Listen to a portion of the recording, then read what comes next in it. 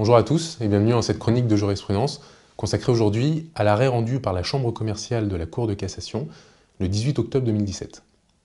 Par cet arrêt important, ayant reçu les honneurs d'une publication au bulletin des arrêts des chambres civiles et au bulletin d'information,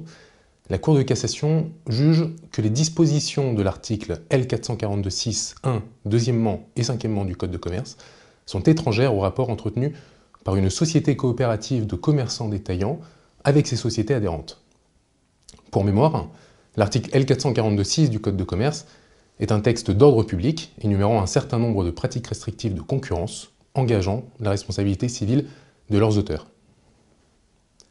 Parmi les pratiques prévues par cet article figurent celles visées au 1, deuxièmement, sanctionnant le fait de soumettre ou tenter de soumettre son partenaire commercial à des obligations créant un déséquilibre significatif dans les droits et obligations des parties,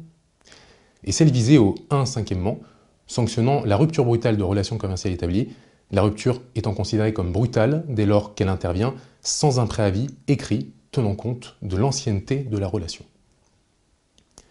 C'est donc posé la question, dans cet arrêt, de savoir si ces dispositions étaient applicables au rapport unissant une société coopérative de commerçants détaillants à ses adhérents. On rappellera que la société coopérative de commerçants détaillants est une organisation de commerçants et de prestataires de services qui se sont associés en vue de mettre en place des actions et des outils communs. Ainsi, les membres d'une coopérative de commerçants détaillants peuvent par exemple réaliser des achats en commun ou partager une logistique commune. En l'espèce, le litige mettait en cause, d'une part, une société coopérative d'achat en commun de commerçants détaillants et une société jouant le rôle de centrale d'achat pour les sociétés adhérentes, et d'autre part, 3 sociétés adhérentes de la société coopérative, toutes 3 filiales d'une même société et qui exploitaient des points de vente dans la région de Toulouse. Les rapports entre la société coopérative et ses adhérents étaient régis par un règlement intérieur pris sur le fondement des statuts de la société coopérative et selon lequel l'adhérent pouvait bénéficier d'une exclusivité d'implantation sur l'ensemble du bassin de consommation s'il atteignait des objectifs généraux d'implantation et de couverture de marché fixés par le conseil d'administration de la société coopérative pour chaque adhérent du groupe. Mais le conseil d'administration de la société coopérative a modifié le seuil de part de marché ouvrant droit à l'exclusivité, puis agréé une autre société dans la région de Toulouse, faisant ainsi perdre, semble-t-il, l'exclusivité aux 3 sociétés adhérentes. Ces dernières ont alors assigné la société coopérative de commerçants détaillants, ainsi que la centrale d'achat, aux fins d'annulation de l'agrément et en réparation de leur préjudice résultant du déséquilibre significatif dans les droits et obligations des parties et du manquement de la société coopérative à l'obligation d'accorder un préavis tenant compte de la durée de leur relation avec la société coopérative. Déboutés de leur demande en première instance ainsi que devant la Cour d'appel de Paris, les sociétés adhérentes ont formé un pourvoi en cassation. Elles reprochaient à la Cour d'appel d'avoir considéré qu'il ne saurait être appliqué aux décisions prises par la société coopérative et à leurs conséquences les dispositions de l'article L442-6-1, deuxièmement et cinquièmement du Code de commerce, qui, selon la Cour, sont étrangères au rapport entretenu par les sociétés appelantes et intimées, lesquelles sont issues du contrat de société qui les lie et qui relèvent du seul droit des sociétés. Au soutien de leur pourvoi, les sociétés adhérentes faisaient valoir que le contrat de société, qui unit une société coopérative de commerçants détaillants à son adhérent, n'est pas de nature à exclure leur relation du champ d'application de ces dispositions, dès lors que cette dernière, établie entre personnes morales à caractère commercial et portant sur la vente de produits sous enseigne de la coopérative, constitue une relation commerciale. La Cour de cassation rejette le pourvoi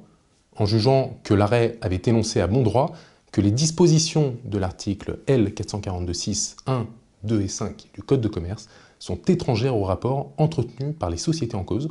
adhérentes d'une société coopérative de commerçants détaillants, avec cette dernière. Si, à notre connaissance, la Cour de cassation se prononce pour la première fois sur l'application de l'article L442-6 du Code de commerce à propos d'une société coopérative de commerçants détaillants, cette décision ne surprend guère. En effet,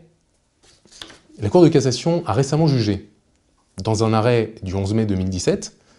qu'était exclu du champ d'application de l'article L. 442-6-1-2 du Code de commerce, relatif au déséquilibre significatif entre les droits et obligations des parties, qu'étaient exclues les modalités de retrait d'un membre d'un groupement d'intérêt économique, GIE. Et dans un arrêt en date du 8 février 2017, elle a considéré qu'était exclu du champ d'application de l'article L. 442-6-1-5 du Code de commerce, relatif à la rupture brutale de relations commerciales établies, les conditions dans lesquelles les liens unissant une société coopérative d'entreprise de transport routier de marchandises et un associé peuvent cesser, ces relations étant régies par les statuts de cette société coopérative. La règle Specialia Generalibus Derogant, ou le spécial déroge au général, peut sans doute expliquer cette solution, dès lors que la loi du 10 septembre 1947, portant statut de la coopération, laisse au statut des coopératives le soin de régir les relations entre la société coopérative et ses membres.